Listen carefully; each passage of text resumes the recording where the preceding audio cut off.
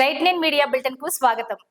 Deputy CM Pawan Kalyan పర్యటనకు ముందు కుర్చీలతో కొట్టుకున్న జనసేన నాయకులు గుంటూరు జిల్లా ఇప్పటం గ్రామంలో పవన్ కళ్యాణ్ పర్యటన సందర్భంగా పవన్ కళ్యాణ్ పర్యటించనున్న ఇంట్ల నాగేశ్వరమ్మ ఇంటి వద్ద కుర్చీలతో కొట్టుకున్న జనసేన నాయకులు పవన్ కళ్యాణ్ చూసేందుకు భారీగా అభిమానులు పార్టీ శ్రేణులకు తరలిరావడంతో తోపులాటలో వాగ్వాదం చోటు చేసుకుంది. వెంటనే పోలీసులు సర్ది చెప్పడంతో గొడవ సద్దుమణిగింది.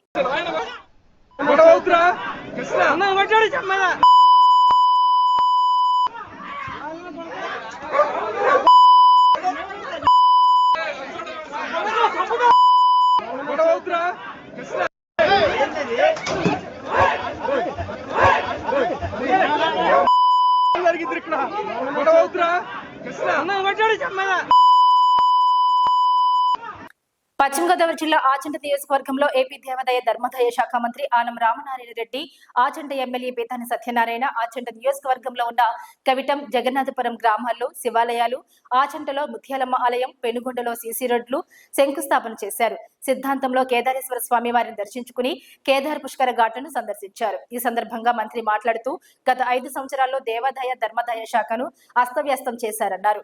కూటమి ప్రభుత్వం రాగానే చంద్రబాబు, డిప్యూటీ సీఎం పవన్ కళ్యాణ్ వ్యవస్థను గాడిలోకి తీసుకొచ్చారన్నారు.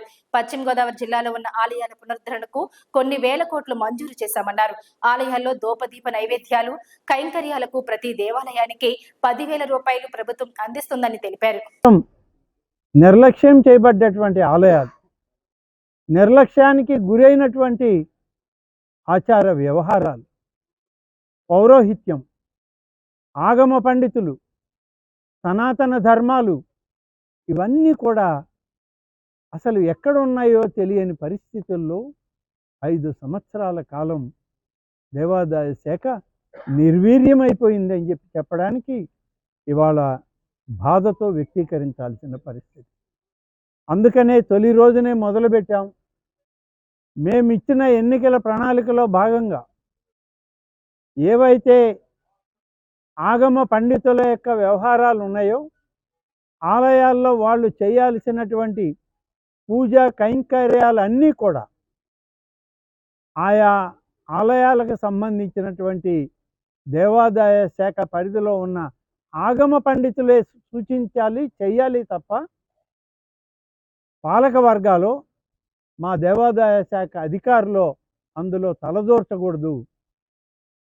బయట జరిగేటువంటి కార్యక్రమాల నిర్వహణ మాత్రమే మా అధికారులు కానీ పాలక వర్గాలు చూడాలి. దైవానికి సంబంధించిన ఆలయ పూజాది కార్యక్రమాలు అన్నీ కూడా ఆగమ పండితుల యొక్క నిర్వహణలో జరగాలని ఆదేశాలు ఇచ్చి జీవో విడుదల చేశాం. అంతేకాదు, వేదం చదివినటువంటి అనేక మంది వేద పండితులు ఈ వేదం చదివిన తర్వాత, ఇది వేదభూమి, భారతదేశం అనేటువంటిది ఒక వేదభూమి. ఈ వేదభూమిలో వేదము నేర్చుకున్న వాళ్ళకి సరైనటువంటి భద్రత లేదు, వాళ్ళని ఆదుకునేటువంటి ప్రభుత్వాలు లేవు అనేటువంటి పరిస్థితులు ఉన్నప్పుడు, వేద పండితులు ఎవరైనా సరే వేదం పఠించి సర్టిఫికేట్ పొందాక వాళ్ళకి సరైనటువంటి పారితోషికం కానీ, ఉద్యోగ అర్హతలు కానీ, ఉద్యోగాలు కానీ రాకపోతే ప్రతి నెల 3,000 రూపాయలు వేద పండితులకి సంభావన కింద 3 సంవత్సరాల కాలం ఈ ప్రభుత్వం ఇస్తుందని ఇచ్చిన మాటకు కట్టుబడి ప్రతి నెల 3,000 రూపాయలు అర్హులైనటువంటి దాదాపుగా 599 పోయేటువంటి గోదావరి పుష్కర ఉత్సవాలకి ఇదొక ఉన్న వాటిల్లో ఇదొక ప్రధానమైనటువంటి ప్రాంతంగా గతంలోనే గుర్తింపు పొందిన ఈ ప్రాంతానికి ఏమేమి కావాలి, ఏమేమి చేయాలి అని చెప్పి పరిశీలించడానికే ఇవాళ రాష్ట్ర ప్రభుత్వం, ముఖ్యమంత్రి చంద్రబాబు నాయుడు గారు పవన్ కళ్యాణ్ గారి అనుమతితో సత్యనారాయణ గారితో కలిసి నేను ఇక్కడికి వచ్చాను.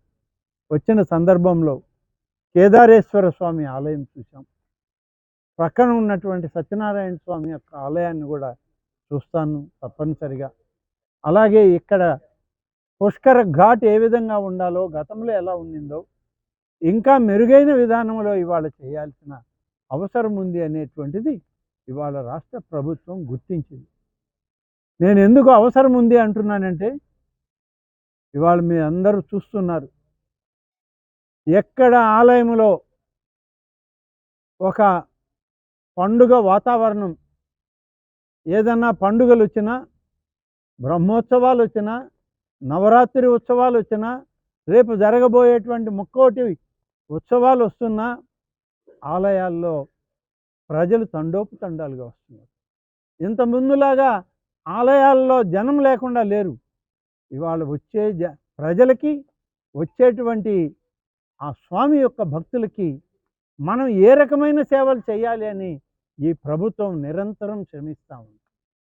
పేద మధ్యతరగతి వర్గాల ప్రజలకి ఆ స్వామి యొక్క, అమ్మవారి యొక్క ఆశీర్వచనాలు ఇవ్వడం, ప్రభుత్వం సేవకులుగా పనిచేయడం అనేదే ఇవాళ మాకు చంద్రబాబు నాయుడు గారు మాకు ఇచ్చినటువంటి ఆదేశం. చేస్తున్నాం. ఇవన్నీ పనులు చేయాలి. ఈ చేసేటువంటి కార్యక్రమాల్లో సమస్య కాదు. ప్రభుత్వం ఇది. ప్రభుత్వం దైవాన్ని నిరంతరం కొలిచేటువంటి ప్రభుత్వం ఇది. దైవాన్ని విశ్వసించి, నమ్మి, దైవంతో దైవత్వాన్ని ఈ రాష్ట్ర ప్రజానీకానికి అందించి, ప్రతి కుటుంబం యొక్క యోగక్షేమాలని మనం ఆ భగవంతుని ఆశీస్సులతో చూడాలి అని తప్పించేటువంటి ప్రభుత్వం నేటి కూటమి ప్రభుత్వం. అందుకనే మా అందరి దృష్టి ఆలయాల్లో ఉన్నటువంటి దేవుళ్ళు, అమ్మవార్లు, వాళ్ళందరూ 2027 జూన్ 26వ తారీఖు మొదలవుతుంది. జూలై 7వ తారీఖు వరకు కొనసాగుతుంది, 12 రోజుల పాటు. మీకు అందరికీ గుర్తుంటే 12 సంవత్సరాల క్రితం గోదావరి కృష్ణా పుష్కరాలు ఆంధ్రప్రదేశ్ రాష్ట్రంలో వస్తే, ఈ పుష్కరాలు కూడా ఆనాడు చంద్రబాబు నాయుడు గారు ముఖ్యమంత్రిగా ఉండగానే చాలా గొప్పగా నిర్వహించినటువంటి ప్రభుత్వం ఇది. ఇవాళ కూటమి నాయకత్వంలో చంద్రబాబు నాయుడు గారి ఆలోచనతో గోదావరి 2024లో రాబోయే కృష్ణా పుష్కరాలు కూడా ఇవాళ ఏ పండుగ వాతావరణానికి, ఏ రాష్ట్రాలకి తీసుకోని విధంగా అంత గొప్పగా నిర్వహించాలనేదే ఇవాళ ప్రభుత్వం యొక్క ఉద్దేశం. నిన్ననే 19వ తారీఖున రాష్ట్ర ప్రభుత్వ ప్రధాన కార్యదర్శి విజయానంద్ గారు అన్ని శాఖల కార్యదర్శులతోటి, డిపార్ట్మెంట్లతో, డైరెక్టర్లతోటి, కమిషనర్లతోటి మీటింగ్ పెట్టి గోదావరి పుష్కరాలను నిర్వహించడానికి కావాల్సినటువంటి అన్ని ప్రణాళికలు తయారు చేయండి, త్వరలోనే ముఖ్యమైన మీటింగ్ పెడతామన్నాం. దీనికి ఒక మంత్రివర్గ ఉపసంఘాన్ని కూడా ఇప్పటికే గౌరవ ముఖ్యమంత్రి గారు పెట్టడం జరిగింది. ముఖ్యమంత్రి గారు బహుశా రేపు మొదటి వారంలో గోదావరి పుష్కరాల యొక్క మంత్రివర్గ ఉపసంఘంతో ఆయన కూడా చర్చిస్తారు, సూచనలు ఇస్తారు, మాకు ఒక డైరెక్షన్ ఇవ్వడం జరుగుతుంది.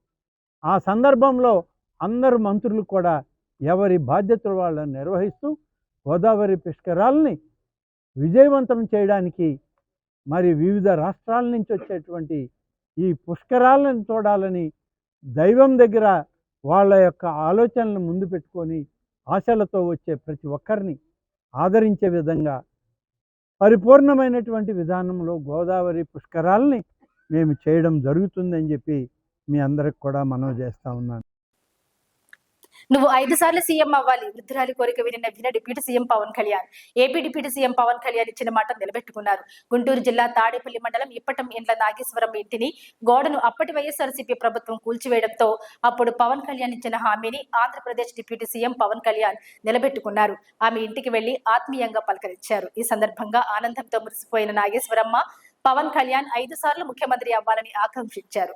వృద్ధురాలి కోరిక వినగానే పవన్ కళ్యాణ్ తో పాటు అక్కడ ఉన్న వారంతా నవ్వుకున్నారు.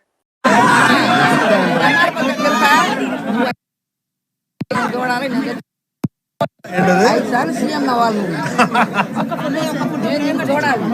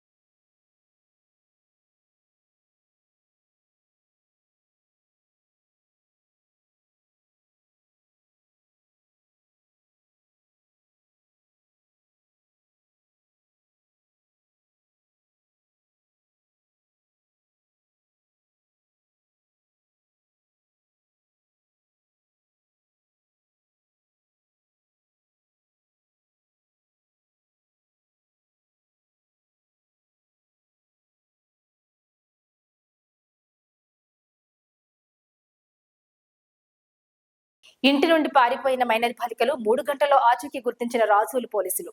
అంబేద్కర్ కోనసీమ జిల్లా రాజోలు మండలంలోని శివకోటి గ్రామానికి చెందిన 2 మైనర్ విద్యార్థినులు ఈ రోజు తెల్లవారుజామున తల్లిదండ్రులకు తెలియకుండా ఇంటి నుంచి వెళ్లిపోయారు. వీరు రాజోలు ప్రభుత్వ జూనియర్ కాలేజీలో ఫస్ట్ ఇయర్ ఇంటర్ చదువుతున్నారు. ఈ విషయాన్ని గమనించిన తల్లిదండ్రులు ఈ రోజు ఉదయం 11:30 రాజోలు పోలీస్ స్టేషన్లో ఫిర్యాదు చేశారు. ఫిర్యాదు అందుకున్న పోలీసులు వెంటనే గాలింపు చర్యలు చేపట్టారు. తల్లిదండ్రుల ఫిర్యాదుతో అప్రమత్తమైన రాజోలు పోలీసులు 3 గంటల వ్యవధిలోనే మైనర్ బాలికల ఆచూకీని రాజమండ్రిలో గుర్తించారు. బాలికలను డీఎస్పీ సమక్షంలో తల్లిదండ్రులకు అప్పగించారు. అనంతరం బాలికలకు కౌన్సిలింగ్ ఇచ్చి ఇంటికి పంపించారు. చదువుకోవడం ఇష్టం లేకపోవడంతో రాజమండ్రిలో ఏదైనా పని చేసుకుని జీవించాలనే ఉద్దేశంతో ఇంటి నుంచి వెళ్లిపోయామని మైనర్ బాలికలు పోలీసులకు తెలిపారు. 3 గంటల్లోనే మైనర్ బాలికల ఆచూకీని గుర్తించిన సిఐటివి నరేష్ కుమార్, ఎస్ఏ రాజేషన్లు డీఎస్పీ మురళీమోహన్ అభినందించారు. ఏం లేదు, ఒక చిన్న ఇష్యూ. ఇది ఇష్యూ కాదు, యాక్చువల్గా రాజోలు పోలీస్ స్టేషన్ లిమిట్స్లో ఒక 2 అమ్మాయిలు, మైనర్ అమ్మాయిలు, 16 years, ఇద్దరు ఫ్రెండ్స్. వీళ్ళకి సబ్జెక్ట్ చదువుకోవడం కష్టం అవుతుంది, కామర్స్ సబ్జెక్ట్ చదువుకోవడం కష్టం అవుతుంది. అది దాంట్లో ఇబ్బంది అవుతుంది. తల్లిదండ్రులకి చెప్పారు. చెప్పిన తర్వాత కూడా వాళ్ళు కాలేజీ మానేస్తామని తల్లిదండ్రులతో అంటే వాళ్ళు కాదమ్మా, మీకోసమే కదా కాలేజీకి వెళ్ళండి, చదువుకోండి అని చెప్పేసి ఫోర్స్ చేస్తున్నారు అనేసి చెప్పింది. అందుకోసం మేము ఏదైనా రాజమండ్రి వెళ్ళిపోతే అక్కడ ఏదైనా జాబ్ దొరుకుద్ది, ఏదైనా ఎక్కడైనా షాప్లో పని చేసుకోవచ్చు, బట్టల షాప్లో కానీ అట్లా కానీ అన్న ఆలోచనకు వచ్చారు ఇద్దరని. ఇప్పుడు వీళ్ళతో మాట్లాడాను, ఆ పిల్లలతో మాట్లాడిన దాంట్లో వేరే యాంగిల్ ఏం కనపడలేదు, ఎలిప్మెంట్ అటువంటి యాంగిల్ ఏం కనపడలేదు. వాళ్ళు మేము చదువుకోలేకపోతున్నాం, అందుకోసం వెళ్ళి ఎక్కడైనా జాబ్ చేసుకుందాం అనేసి వెళ్తున్నాం అని చెప్పారు. తర్వాత తల్లిదండ్రులు ఇది మార్నింగ్ వెళ్ళారు. వీళ్ళు మార్నింగ్ మన రాజోలు బస్ స్టాండ్ నుంచి రాజమండ్రికి వెళ్ళిపోయారు ఇద్దరు పిల్లలు కూడా. 12 గంటలకల్లా ఈ విషయం మనకి పోలీస్ స్టేషన్కి వచ్చి పేరెంట్స్ వచ్చి రిపోర్ట్ ఇచ్చారు. రిపోర్ట్ ఇచ్చిన వెంటనే రాజోల్ ఎస్ఐ గారు, రాజోల్ సిఐ గారు ఇద్దరు కూడా ఇమీడియట్గా ఒక పార్టీని కేసు నమోదు చేసి ఒక పార్టీని ఇమీడియట్గా పంపించడం, అలాగే లోకల్ పోలీస్ స్టేషన్లో కూడా వీళ్ళు ఫొటోస్ అయి పెట్టి వాళ్ళని అలర్ట్ చేయటం. ఒక వితిన్ 3 hours వాళ్ళు మనం ధవళేశ్వరం దగ్గర వాళ్ళని పికప్ చేయడం జరిగింది. పశ్చిమ గోదావరి జిల్లా పెనుమంట్ర మండలం పలమూరు గ్రామంలో గోడని బైక్ ఢీకొని యాక్సిడెంట్ లో 3 యువకులు దుర్మరణం. ఒకే గ్రామానికి చెందిన యువకులు కావడంతో గ్రామంలో విషాద ఛాయలు అలుముకున్నాయి. సత్యనారాయణ 28 సంవత్సరాలు, అంజిబాబు 25 సంవత్సరాలు, రాజు 19 సంవత్సరాలుగా గుర్తించారు. అర్ధరాత్రి 12:30 ఆ సమయంలో క్రిస్మస్ వేడుకల్లో పాల్గొని ఇంటికి వెళ్తున్న ఆ 3 యువకులు అతివేగమే కారణమంటున్న స్థానికులు. మృతదేహాలు పంచనామా నిమిత్తం తణుకు ప్రభుత్వ ఆసుపత్రికి తరలింపు. కేసు నమోదు చేసి దర్యాప్తు చేస్తున్న పెనుమంట్ర పోలీసులు.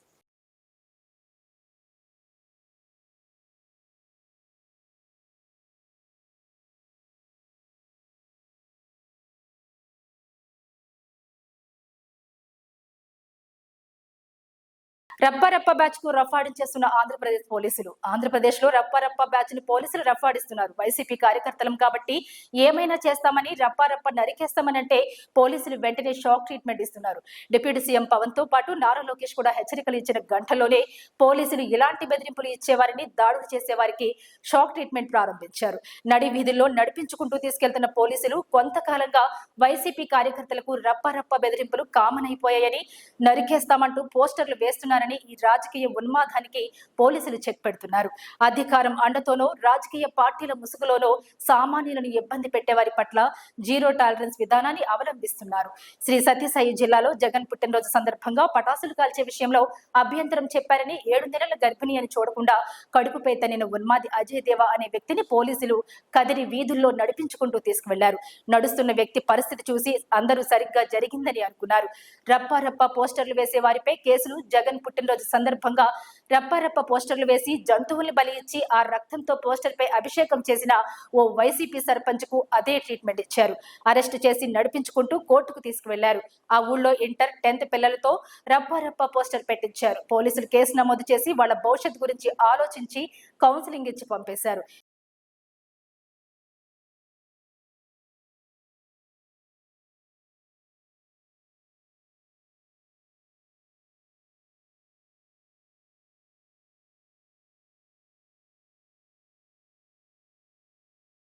అల్లూరు జిల్లా దేవీపట్నం గండిపోచమ్మ బోటింగ్ పాయింట్ లో కొత్త హైటెక్ వారాహి బోటును రిబ్బన్ కత్తిరించి ప్రారంభించిన మాజీ శాసనసభ్యులు Jakkampudi Raja, AP stores authority director Kovvasu Jagadeeswari, Tricor chairman Borakam Srinivas, పాపికొండల పర్యాటకానికి మరో కొత్త హైటెక్ బోట్ సిద్ధమైంది. అల్లూరు జిల్లా దేవీపట్నంలోని గండిపోచమ్మ గండి బోటింగ్ పాయింట్ లోకి మరో కొత్త హైటెక్ బోట్ వారాహి వచ్చి చేరింది. ఇప్పటి వరకు 15 బోటులు పాపికొండల పర్యాటకులకు అందుబాటులో ఉండగా మరో కొత్త బోటు వారాహితో 16కు చేరింది. దీనిపై పర్యాటకులు ఆనందం వ్యక్తం చేస్తున్నారు.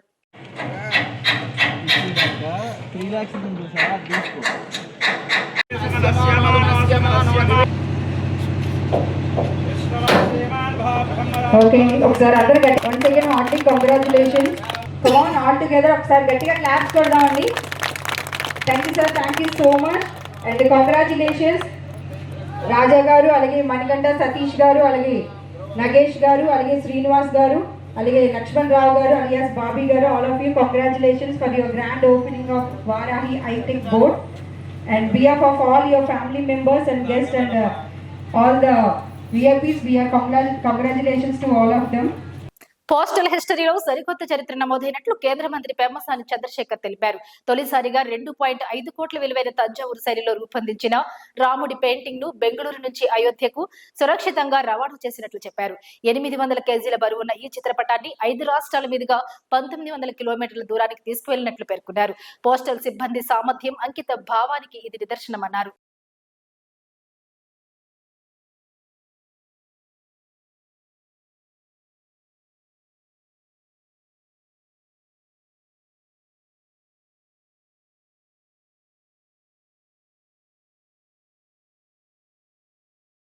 అంబేద్కర్ కోనసీమ జిల్లా ఉప్పలగుప్త మండలం గొల్లవిరిలో అరిగిన శ్రీరంగయ్య వాలీబాల్ టోర్నమెంట్ ఫిబ్రవరి 15 నుండి 19 వరకు జరుగుతోందని రాష్ట్ర aqua corporation chairman Desamsetti Lakshminarayana ఆధ్వర్యంలో నిర్వహించే ఈ all India men's day and night పోటీల్లో 8 రాష్ట్రాల జట్లు పాల్గొంటాయి.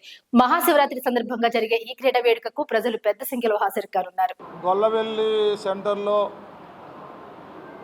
Arigela Srirangaiah memorial volleyball tournament గత సంవత్సరం గ్రామస్తులు, ముఖ్యంగా మా కూటమి నాయకులు, రాష్ట్ర ఆక్వా కార్పొరేషన్ డైరెక్టర్, మాజీ జడ్పీటీసీ దేశంశెట్టి లక్ష్మీనారాయణ గారు నాయకత్వంలో, మండల పార్టీ అధ్యక్షులు అరిగెల వెంకట ముసలయ్య గారు సహకారంతో ఈ కార్యక్రమాన్ని ప్రతి ఏటా నిర్వహించాలని, తద్వారాగా కూటమి ప్రభుత్వం ఎప్పుడు వస్తే అప్పుడు క్రీడల్ని ప్రోత్సహించాలని, టూరిజాన్ని ప్రోత్సహించాలన్నటువంటి దృక్పథంతో ప్రజా సంక్షేమం కోరి ప్రజల్లో యూత్లో క్రీడల పట్ల ఆసక్తి పెంచడానికి కార్యక్రమాన్ని తీసుకోవడం జరుగుతుంది.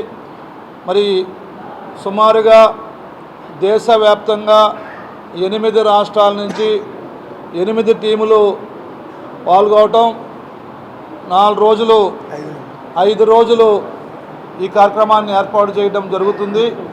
గత సంవత్సరం చాలా అద్భుతంగా చేశారు. అంతకుముందు ఇదే గ్రామంలో ఇదే శివరాత్రికి నిమ్మకాయల చినరాజప్ప గారు చేసేవారు.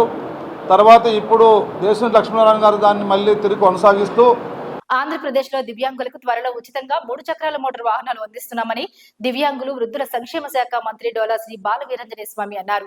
నియోజకవర్గానికి 10 మంది చొప్పున మొత్తం 1750 మందికి 17.50 కోట్ల విలువ చేసే 3 చక్రాల రెట్రోఫిటెడ్ మోటార్ వాహనాలు ఉచితంగా పంపిణీ చేస్తామన్నారు. దివ్యాంగులకు 7 వరాలు ప్రకటించారు. ఆర్టీసీ బస్సులో ఉచిత ప్రయాణం, అమరావతిలో దివ్యాంగ భవన్, స్థానిక సంస్థల్లో ప్రాతినిధ్యం, క్రీడల్లో ప్రోత్సాహం, ప్రత్యేక ఆర్థిక రాయితీలు, ప్రభుత్వ గృహాల్లో గ్రౌండ్ ఫ్లోర్ కేటాయింపు, వైద్య అండ్ సామాజిక భద్రత అందించనున్నారు. అంబేద్కర్ కోనసీమ జిల్లా రామచంద్రపురం నియోజకవర్గంలో గ్రామీణ ప్రాంతాలకు పాకిన గంజాయి అక్రమ రవాణా. కె గంగవరం మండలం కోటిపల్లి గోదావరి ఏటికట్టున 180 గ్రాముల గంజాయి పట్టుకున్న పామరు పోలీసులు.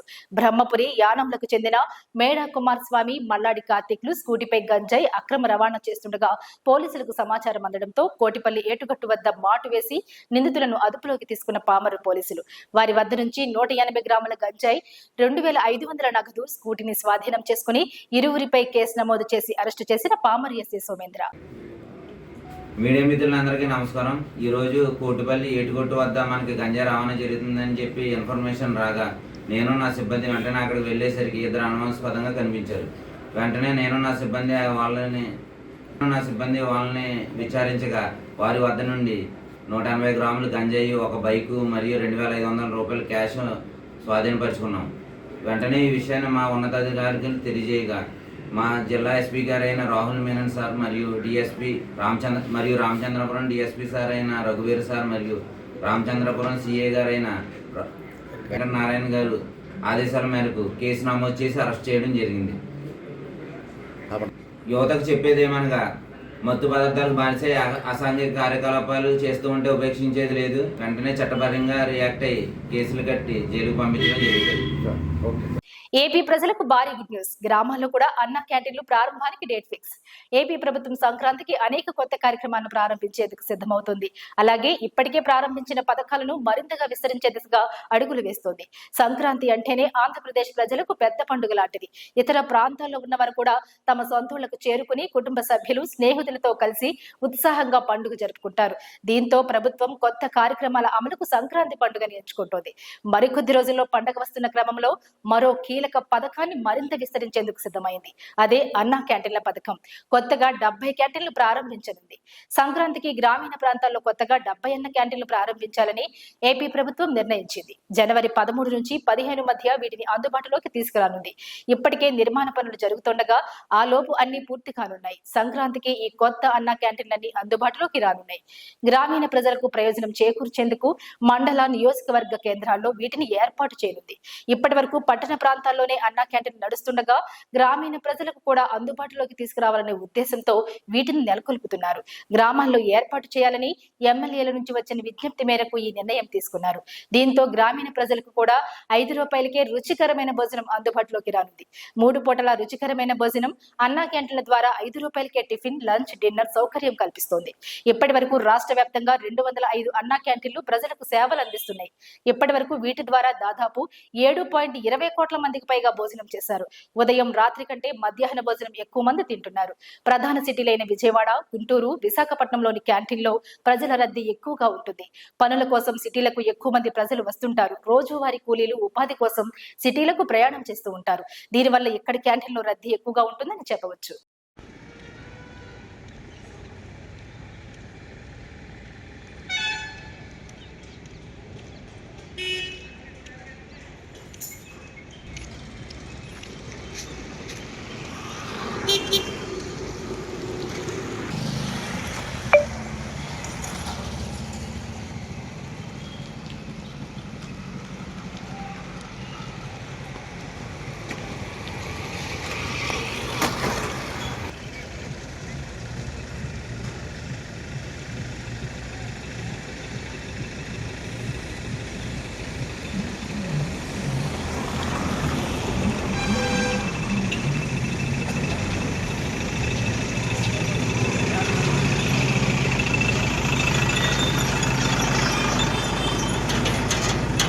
పశ్చిమ గోదావరి జిల్లాలో శాంతి భద్రతల పరిరక్షణ మరియు నేరాల నియంత్రణ ధ్యేయంగా జిల్లా ఎస్పీ శ్రీ అద్నాన్ నయీం అస్మి ఐపీఎస్ బుధవారం తాడేపల్లిగూడెం సబ్ డివిజన్ పరిధిలోని పోలీసు అధికారులతో సమగ్ర నేర సమీక్షా సమావేశాన్ని నిర్వహించారు. ఈ సమావేశంలో సబ్ డివిజన్ వ్యాప్తంగా పెండింగ్ లో ఉన్న కేసులు, దర్యాప్తులో పురోగతి మరియు భవిష్యత్ కార్యాచరణపై అధికారులకు దిశానిర్దేశం చేశారు. నేరాల నివారణ మరియు ప్రజల రక్షణ విషయంలో ఏ మాత్రం రాజీ పడకూడదని జిల్లా ఎస్పీ శ్రీ అద్నాన్ నయీం అస్మి ఐపీఎస్ పోలీసు అధికారులను ఆదేశించారు. ముఖ్యంగా మహిళలు మరియు మైనర్ల భద్రతకు అత్యున్నత ప్రాధాన్యతనిస్తూ వారిపై జరిగే అకృత్యాల పట్ల అత్యంత కఠినంగా వ్యవహరించాలని, నిందితులకు త్వరితగతిన శిక్ష పడేలా పక్కా ఆధారాలతో దర్యాప్తు సాగించాలని స్పష్టం చేశారు. అలాగే మాదక ద్రవ్యాల నిర్మూలనపై ప్రత్యేక దృష్టి సారించాలని, గంజాయి మరియు ఇతర డ్రగ్స్ సరఫరా, వినియోగంపై ఉక్కుపాదం మోపుతూ యువత వీటి బారిన పడకుండా నిరంతరం నిఘా ఉంచాలని జిల్లా ఎస్పీ సూచించారు. ఈ వార్తలంతటితో సమాప్తం. నమస్కారం.